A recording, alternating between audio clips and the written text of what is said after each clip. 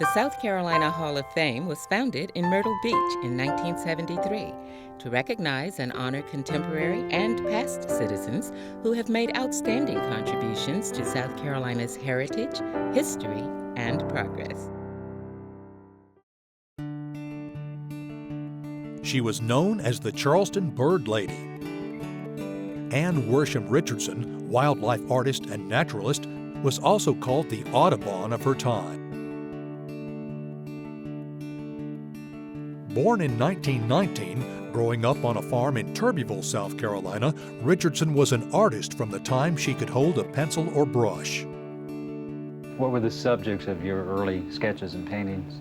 Anything that walked by or blinked, any living creatures, from cats, dogs, turkeys that were in my grandmother's barnyard, guineas or any kind of chickens or pigs, horses.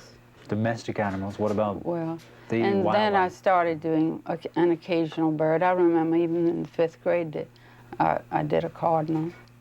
Instead of using a lot of paper to sketch on, I learned early to concentrate. Sometimes I'd stare at a blank wall and get the whole composition in my head before I put it on paper. Because if I got a new drawing tablet, probably it would be used up.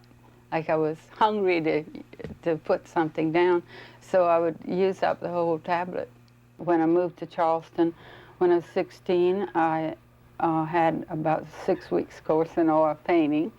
Of course, I had found that that wasn't really my best medium, so I work primarily in watercolor now. Richardson's first exhibit was in Macon, Georgia in 1949.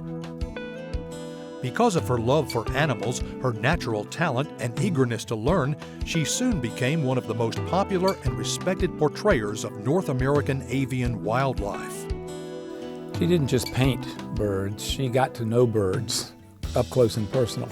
And I think that was a real strength of hers. I think the best artists of birds or any other creatures get them up close and personal, get to know them, get to know how many feathers there are on each wing, so she can paint it precisely. And all of the bird artists that are around, the ones that are best known, are really good at that close personal relationship. I think it makes the work better. But I always thought that an artist should learn all the background of whatever creatures they're doing. Richardson and her husband, John Pasek, weren't your typical James Island homeowners. She actually had an aviary, a small one in her house and another one in the backyard. And I think Ann Worsham Richardson did a pretty good job of capturing the behavior in some of those paintings. There is some movement in there. I also like the fact that she was good, as a number of other artists have been, to put a few plants in with the birds so that you get some feeling for the habitat, you know, where you would actually find this animal. Do most people bring you the birds that they find? Yeah, I never have gone out and searched for birds, except in the field to see where they nest and to see what kind of tree to place them in when I'm painting them. But as for having them in captivity, I never even wanted a bird in a cage because they're much prettier out in the wild. The best way to get up close and personal is to keep animals there that have been injured. You needed to get permits for that, and she was permitted to do that kind of thing. So she was actually saving lives that would otherwise have been lost. And birds that really aren't as mobile as wild birds would be give you a better chance to look at them up close. This is a cattle egret, and you might see it in pastures near where cattle are. It originally came from Africa, and in 1955, around that time, it showed up in America. And now you can see them all over the United States. As far as Missouri, I've seen them. And they follow the cattle around and eat the insects off of them. But if it gets freezing weather, we have to take it inside because it has no shelter on that side. But I can use it many times for a model, and it seems to have adapted to living in here with a black crowned night heron and a laughing dog. In 1977, Richardson opened her Bird's Eye View Gallery in Charleston. These are two cardinals I've raised. This cardinal was found when the mother had been killed in 1983.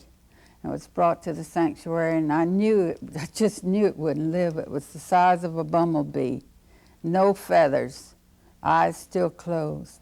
She said it was an egg yesterday because she looked in the nest, but that day she looked and saw a cat killing the mother. So she wrapped it up in Kleenex and brought it to me. So I had no idea that I could raise it, but I did, and now we still have it. It's 1991, and he's still alive. Richardson was commissioned by the governor to paint the official portraits of the South Carolina state bird, flower, and butterfly. Honored by the South Carolina Wildlife Federation as a legend of conservation, Richardson died in 2012 at the age of 92. I never knew a time in my life that I wasn't going to be an artist. To be able to do what you want to do and have other people appreciate it. Evidently, I've been able to communicate something about the love of life in my paintings, joy of life. I hope so.